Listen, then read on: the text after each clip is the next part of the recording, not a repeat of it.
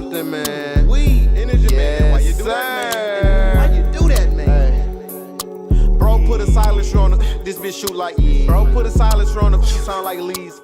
Yo, what's the deal? It's your boy Jmoney. You back to the Up Next podcast. Appreciate y'all tuning in, man. Make sure y'all go check out the most recent interviews. We'll put the links down in the bio. Appreciate y'all the support y'all been showing for real, man. I just dropped a new Apple Music playlist, so make sure y'all go tune into that. And we got some new content today, man. We got a new interview. We got an artist from Compton. He's been doing this shit lately, man. DUB400, DUB4EVA100. You know what I'm saying? My boy. Shit, man, bro. I appreciate you pulling up, man. Appreciate it, bro. I know, you know. Letting me come up here, brother. Appreciate the invite. Yes, sir. Shit, man. But yeah, man. I know, everybody's schedule busy, especially right now during summertime, because summertime is really when everybody working. Yeah, everybody out there trying to get lit. Yeah. Let's put this up right here. My bad. You good? There you go. Shit, yeah, man. But yeah, on this platform, bro, we like to get more in tune with the artists. Get to know them a little bit more and then see what they got going on, man. So talk to us, man. Talk about your upbringing. Where you from? What was it like growing up?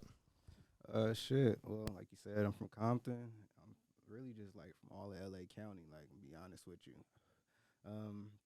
Stomping grounds is really Compton though. Growing up out there, I was on Brazil and Central. It's crazy. I ain't gonna lie. Especially back then. I'm a 90s baby. I was born in 96. So I got to witness the real banging and shit, There's a lot of real shit that was going on. Witness drive-bys, all types of crazy cool shit. Not cool shit, but you feel me? Upbringing was classic. It's like everybody else's. I went through the struggle, and I made my way out. What was it like? What was the day life for you growing up? I know in Compton, like, you never know what you might run into. You're with your homies. You're about to hoop, and then y'all might run into some trouble. It's just like you don't know what to expect when you wake up in Compton. You know what I'm saying?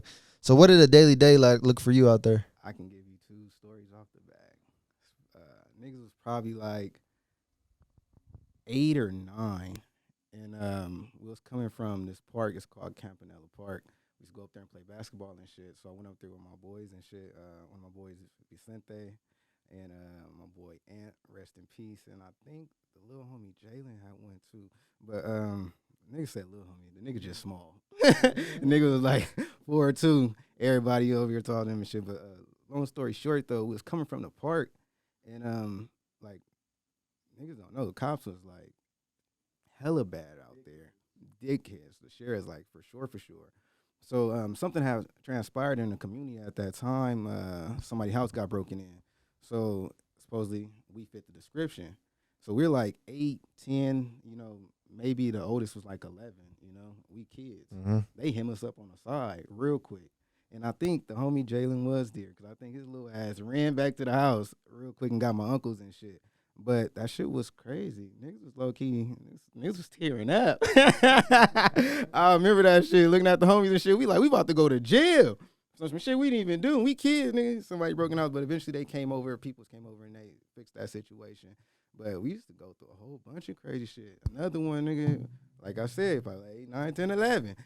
And we on the block playing football, sideline pop, drive-by.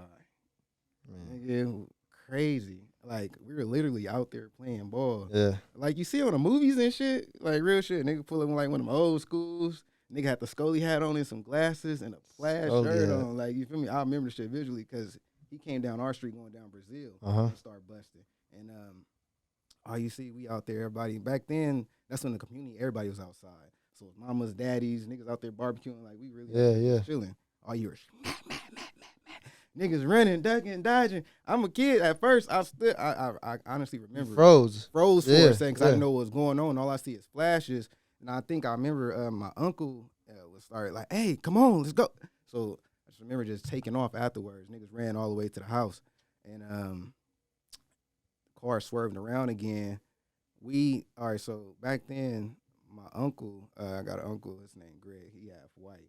His mom's like, they was like the only white people on the block. My grandpa was crazy. He went to go marry an old white woman. But, only people on the block.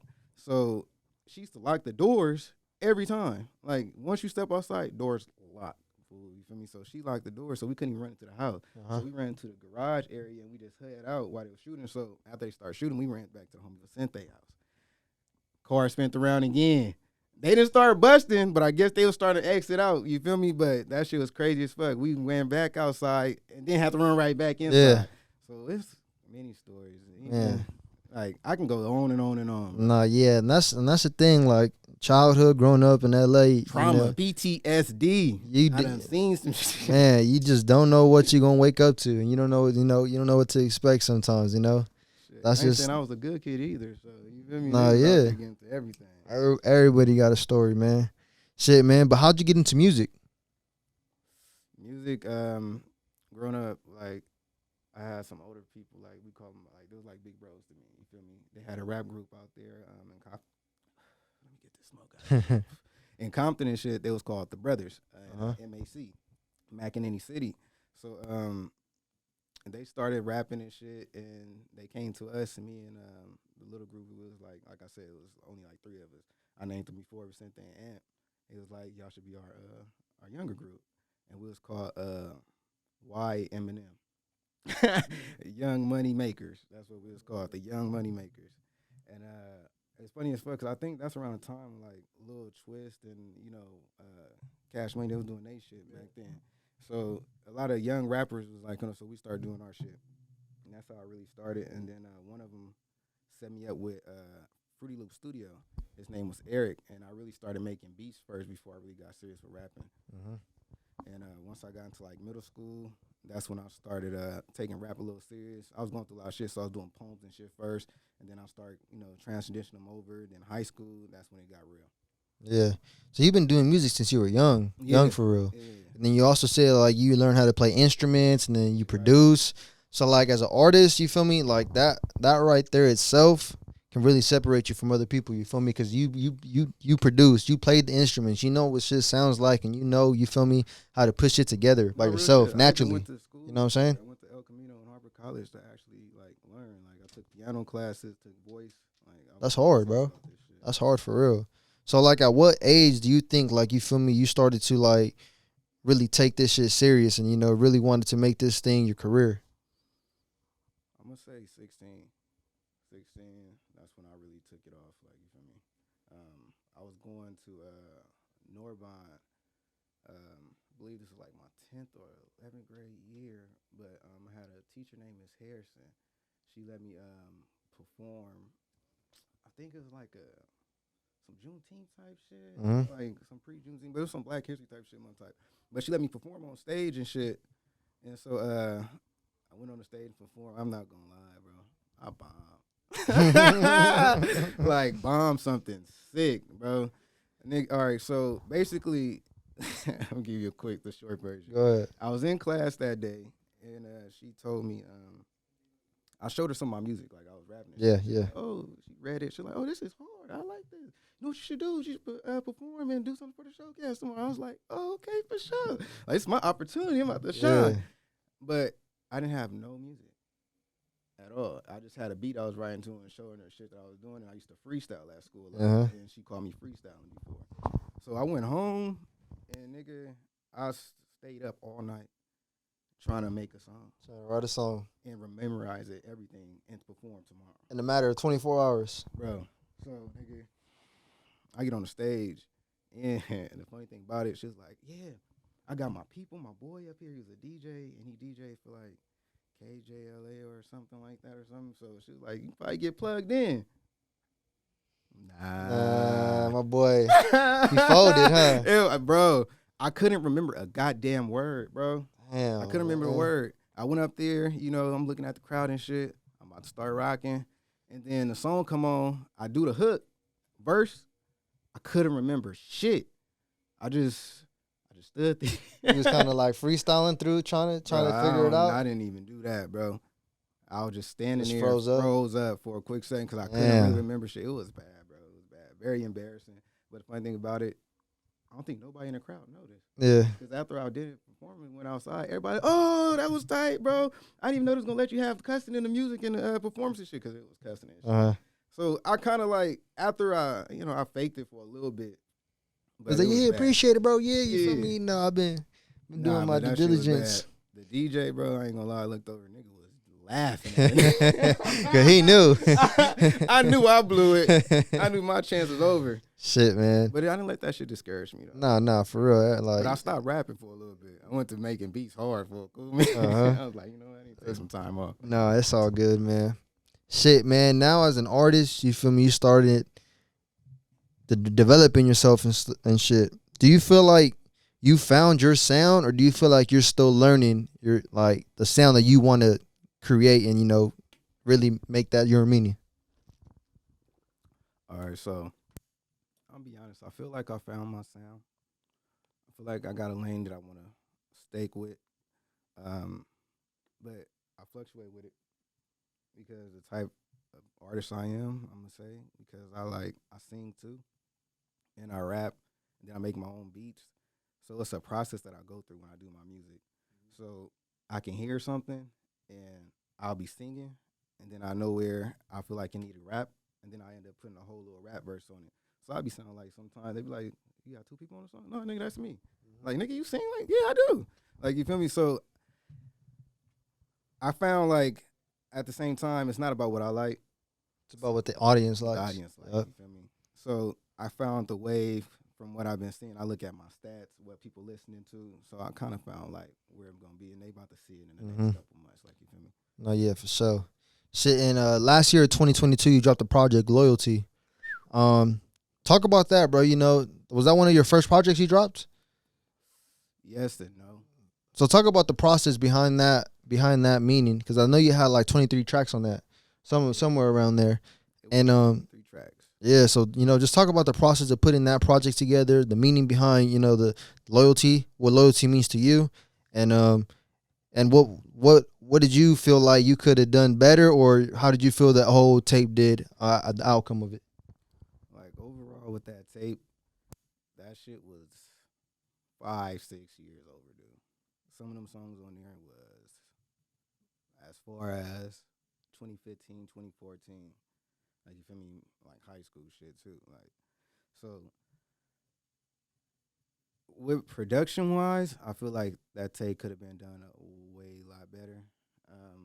Especially at that time when I first put it out, because a lot of them songs was already done, and I went through a whole little process to where I fucked up my hard drive. I want to say I did, but somehow I crashed it and I lost a whole lot of music. So some of that shit I couldn't even go back and fix. Yeah. So I was stuck with songs that I wanted to drop, but I couldn't fix them, even though they didn't sound bad, but they didn't sound good. Like, you feel me? Like, quality-wise. Yeah. Like, when you listen to some music, you can tell the difference once you switch up. Yeah, for sure. And out of nowhere, you put on one of my tracks, like, oh, yeah, this nigga was still in his closet or some shit. Like, you feel me? But it wasn't like that, you feel me? It was just the quality of my music at that time wasn't as where I feel like it is now. So I feel like the tape, I'll give it a C. You feel me? I'm not gonna give it no F or an A. It's just a C, just for a simple fact. They're good songs on there. Yeah, and it's one of your first ones too. Yeah, and it's one of my first ones. And a lot of them songs, it got real meaning behind them. Yeah. So what does loyalty mean to you? Loyalty can mean a lot of things to me, but the main one is basically someone that can actually sit there and not fold. Like, you feel me? No matter what's going on in the background, you feel me? They not gonna listen to what the naysayers say. Like, you feel me? They gonna come talk to you first. That's a loyal person. Like, you feel me? Like, I feel like if you fucking with somebody and they fucking with somebody that you don't fuck with, they not gonna sit there and be, fake with them. Mm-hmm. They gonna sit there and be them with them and still let them know, like, hey, I still fuck with bro. I ain't got no issues with them. But I can still turn around and hang out with you. Like, you feel me? Facts. Like, loyalty, it can go a long way. Like, you feel me? It's just it's like real trust. Because, I'm trying to remember one of the sayings, but I'll probably get to it. But you can go ahead. Yeah, no, for sure, bro. Shit, man. But as far as music-wise, what do you feel like from when you first started making music into now, like what's some advice you would give your younger self from all the knowledge you gained so far throughout these whole years on what you could have changed, or would you have not changed anything at all? Honestly, I able to just apply more pressure and stay more consistent. Because a lot of the reasons why I feel like I'm not as far as I could have is because I have life going on. Like, you feel me? And life started for me way early than most, like, you know. So I had to take time out to actually either hustle or find a job. Like, you feel me? I was on my grind. I couldn't sit there and rap all day. I had bills to pay. Like, you feel me? So I'll tell my younger self, really just try to get more consistent. Don't let the background shit stop you. You feel me? Because I could have still made music. I still could have kept writing. But I let a lot of shit in the background stop me. No, yeah. And that's for a lot of people too. And you even brought it up. Like, sometimes when you're making music, bro, you're not really making so much out of it in the early stages. So it's hard to really stay dedicated to things when you got a lot of other shit to, you know, to support, bills to pay type shit. So, like, especially as an independent artist, when you're first making music and when you're first building a brand, you know, you're building yourself as an artist, you have to invest so much in yourself. But, like, if you invest so much in this music and, you know, you're putting everything into this music, everything else in the background is kind of like you're making ends worth. You feel me? So you feel me? So it's like you kind of put the music to the side and then focus on getting money. And then now when you try to get back, it's like, fuck, now I got so much gain to catch up on. Nah, real shit. So that's just the way, you know, that happens to a lot of artists and a lot of entrepreneurs too. Not even artists, just entrepreneurs that's really, you know, trying to dedicate their craft and, you know, really invest in themselves and invest in a brand. It's like a lot of people don't know, bro. It's like a lot of people go broke over this shit. Yeah. You know what I'm saying? You gonna have to. Yeah. And honestly, anything you passionate about, you will be willing to go broke for it. Because you should be able to put your last into it, because that last can probably be that one door opener for you. Like, you know what I mean? Investing in yourself is never wrong. I'll tell anybody that. Don't ever not invest in yourself. That's your greatest accomplishment, or any way that you can get success is doing it to yourself. Like, you feel me? And I agree with you on that, bro. For real. For real. So now, bro, this year, 2023, you just dropped a single, a hard one. You dropped one back in March as well, but this is your most recent one right here, Legs Hit Body. Yes, sir. And this one right here is gonna go crazy. Yeah. So, you know, you even dropped the music video. You know what I'm saying? So the music video gonna be down below, link. So make sure y'all tune into that. So talk about this single right here, bro. You feel me? The process behind this, Legs Hit Body. You know what should people, you know, what does that mean to these people right here? Talk about this single. Well, Legs Hit Body, honestly, I know what it can mean. You know what I'm saying? Yeah, you feel me? it really was a freestyle. I ain't gonna cap. I made the beat one day, and I was just writing, and I just kept writing. But, like, how I write, okay, so basically, I had it in my head at first, you feel me? Mm-hmm. And I kept saying it. It was like, no, not that part. It was, first I was watching this shit by Candace Burris. It was going viral on Instagram for a little bit. She was doing this little, I guess, a theater show she had going on. And she was singing this song, Legs and Hips and Body. And that shit just kept going on for a cool minute on social media. So that shit got stuck in my head. Yeah. And so that day when I made that beat, I already had that in my head, and I had wrote it down, and I had put that whole little shit together. So it really was a freestyle. It didn't really mean nothing at first. Mm-hmm. You feel me?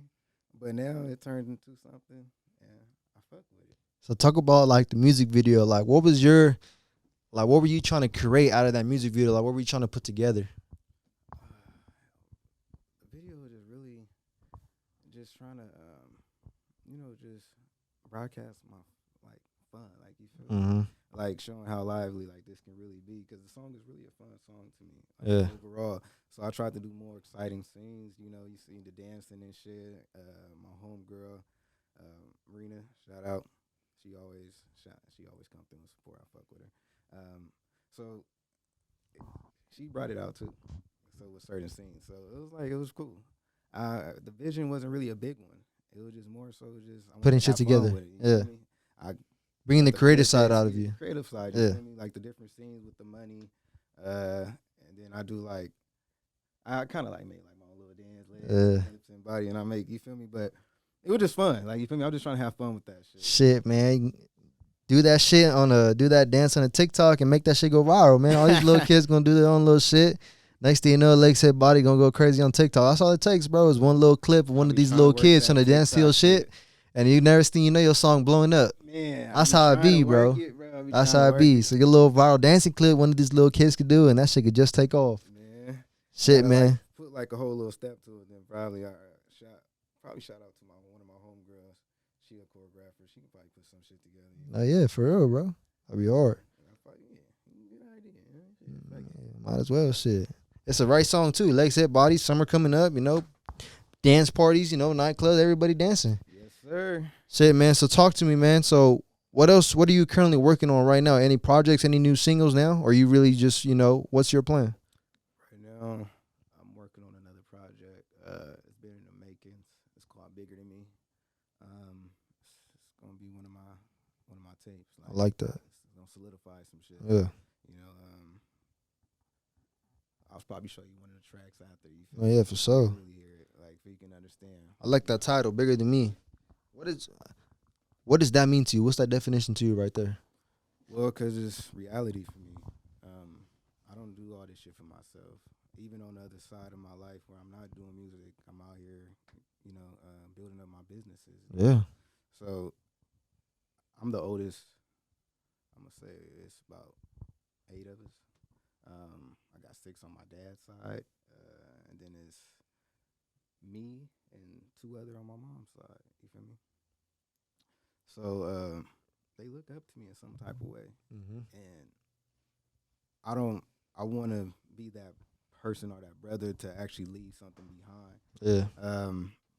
That's why I'm trying to build my music business up more, because I feel like we was talking earlier, even if you don't rap, you can always put your foot somewhere in music. You feel me? Behind the lenses, even behind the social media pages or anywhere. So I'm just trying to leave something, and I got my daughter now too. Yeah. So I'm just trying to leave shit behind. It's for sure bigger than you now. So that's what I'm saying. It's bigger than me. And Yeah. once people start realizing that in life in general, you can't just think about yourself. Mm-hmm. And also, I feel like music is my purpose. Yeah. So I'm trying to, you know, figure out where it's at exactly, and that's why I'm changing up like a lot of shit I'm talking about in this new music. You feel me? You know, I'm not that same nigga 5 years, 10 years ago, or the same nigga from last year. Every year you're maturing. Exactly. And the way I live, I always try to see myself 5, 10 years ahead. Mm-hmm. So I'm like 27 right now, and mentally I'm 37. So I'm still feeling like I'm not where I'm supposed to be. You feel me? So, and I keep thinking like this, and people are like, nigga, you're not even old. But I'm like, I'm old as hell. Time don't wait for nobody. And if I don't do it now, it's going to pass me by. Yep.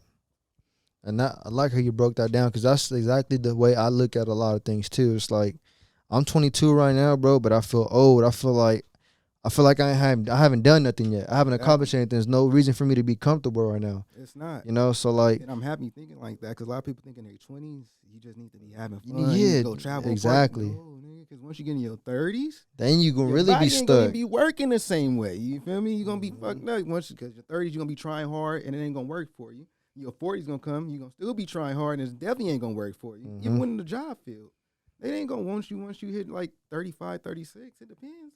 Like I believe in even like trying to get into law enforcement, certain jobs like that, they want you at a certain age. Like, you feel me? Mm-hmm. So it's crazy. Yeah. And when we talked before this too, you were saying that you got a record label. You got a label together, and you know, doing with other artists as well. So you got different endeavors going on outside of the music shit, which is good. You feel me? It's always good to have different type of, you don't want to put all your fucking chips in one bowl. You know what I'm saying? You want to spread that shit out. So talk about that. Talk about that label that you got going on. Well, it's called Money Making Missions. It started out just a hashtag and something that me and my boy Twan was pushing as a group. Triple M Nito, you feel me? Shout out to you, my boy. What we really trying to do is bring, you know, just the independency and the ownership to artists, you know. And as right now, we starting with Nito, and we got a couple other people that we about to start working with as well. We want to just be able to build a whole package, like, you feel me? So when it's time to, like, we're not going to stay away from major labels, because that's dumb as hell. Yeah. I'm not going to lie. A lot of people like to say stay away from, stay independent. It's cool. You still making money, still in your bag. But you're in a different industry, and that's a different tier right there. You feel me? And that's a different bag. So we just collectively just got shit going. You feel me? Oh, And yeah. it's working out. Glad to hear, bro. Shit. So one thing I did want to talk about is in the recent interview you had, you were talking about how a lot of artists color code when it comes to doing business with or as somebody. Yeah. You know what I'm saying? So I want you to briefly break it down to whereas, you feel me, what is your perspective on doing business with, it doesn't matter any type of color? Because the way you broke it down was smart. You feel me? It's like you never want to close any doors, anybody, or burn any bridges, because you never know where that person can get you or who they know that can potentially help you out in the future. Nah, because it's real shit. Like me, technically, I'm working with anybody. Mm-hmm. I don't care what your race you are. You Yeah. feel me? It's all your mindset and who you are as a person, your characteristics. That determines if I'm gonna fuck with you right off that, and your energy. You feel me? So when you kind of limit yourself from fucking with certain people, you kind of put yourself in a box. Yeah. And once you get in that box, it's hard to get the fuck out. Like, you feel me? It's just like, Just building a bad rep on your name. exactly. And you don't want to ever have that type of rep, because look, it's a world of billions of people. Mm-hmm. You don't know, out of them billions, God can point that person to you. And just because you feel like that color or that person is not what you used to, or you don't like, or you uncomfortable fucking with, and you turn it down, you just fucked yourself. You feel me? Because that person right there could have set you off. Yeah. And could have took you wherever you was trying to get. You know, so I don't never limit myself to any of that. And even if you feel like, because I feel like a lot of that shit transpired from when they was younger. Sometimes these people ain't even really deal with them type of people. Mm-hmm. You feel me? Or deal with them other races to even have that mindset towards them. Like, I even have to correct, like, you know, some of my people sometimes. I'm like, why are you even saying that? Yeah. Asians don't know how to drive, you know? Like, I'm just saying, like, you know, shit. Like, have you even been in the car with an actual Asian person and drove with them? You know? I have. My Uber driver. Bro was cool.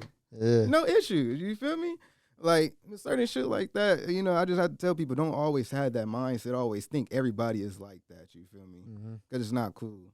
And I'm a respectful person. I'm going to respect you regardless. Oh, yeah. I hear you. Now, what are some of your goals, you know, to finish this year in 2023 going into 2024? Man, my goal bowl is so fucking full, bro. The only main one I'm trying to accomplish this year, as of right now, is really solidifying like some real solid foundation in the rap game, music game. You feel me? Mm-hmm. Like some notary. You feel me? And it's not even like I want people, you know, to thrive towards my music, but respect what I'm doing. Mm-hmm. Like, you feel me? I'm not just out here just making music just to make music, you feel me? And potentially I would be just to be making music because I got a passion for this shit. I'm gonna make it regardless, even if you don't like it or not. But respect what I'm doing, like, you feel me? That's all I'm trying to get sometime this year, you feel me? Some respect in the game, like, you feel me? I hear you, bro, for real.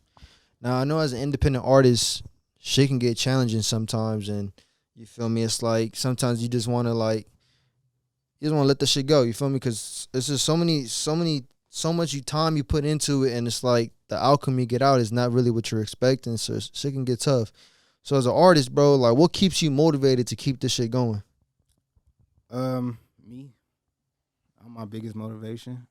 I'm be honest. I wake up in the morning and I thank God, and I just stay focused and determined. I don't know. I got a confidence about myself because I know my worth. With anything I do, I know my limits and I know how far and how much I can keep pushing, and I know my music's not bad. So, you know, it's more so. Right now, it's just me putting my more money behind it and staying consistent. Mm-hmm. And so that's what I'm doing. Like I said, it's a billion people in the world. Just because the couple mil in your state ain't fucking with you, it don't mean somebody ain't fucking with you. I got people fucking with me all across the world. Yeah. No cap. I even got a good following over there in Euro-based. So wherever it leads me, you know. But you just got to motivate yourself. Stay determined. Know your worth. Mm-hmm. You know who you are as a person. Like with your podcast. Like, even your blogs, your videos, you keep pursuing it. For what? I'm asking. Shit, man, because love to do it. Exactly. And you know you're good at it, right? Yeah. You put your time in it, and you took time out just to do it, and you focused on it. So why all that time you put in, you just gonna give up? Yeah. What sense does that make? Makes no sense. You invested so much time. Why give up now? Exactly. Keep that shit going until you can't. Like, even if I was to stop now, I done put numerous amount of cash behind this shit. Man, yeah. That would be me just, throwing away shit. Like, you feel me? Like, I just got it like that. Hell nah. I got a kid. I could have used that for that shit. You feel me? Or, she just was born now. But, I could have had bags saved up. Like, I still do. But a lot of shit could have been different. Mm-hmm. But, nah, man. Hell nah. Nah, yeah. When you said I went that, to school for it. Like, come on. I'm not. I'm focused. nah, for real. Shit, man. Anything you want to let the fans know? What's to come from you, man? From the future? The future, bigger than me. Just stay ready for it. Got visuals coming. It's about to get crazy, I'm really just about to show you that I'm an artist. You ain't gonna be able to label me as no singer or a rapper. Overall, I'm just an artist. So bigger than me is gonna show you what I really do. Respect. Shit, man. Well, I appreciate you pulling up and chopping it up with me, man. You feel me? Thank you for inviting me once again, champion. Yes, sir. So make sure y'all tune into his new single and his new music video. Link's gonna be down in the bio. Click on that. Tune into my boy. And we appreciate y'all tuning in, fucking with us, man. Yes, sir. Jmoney out.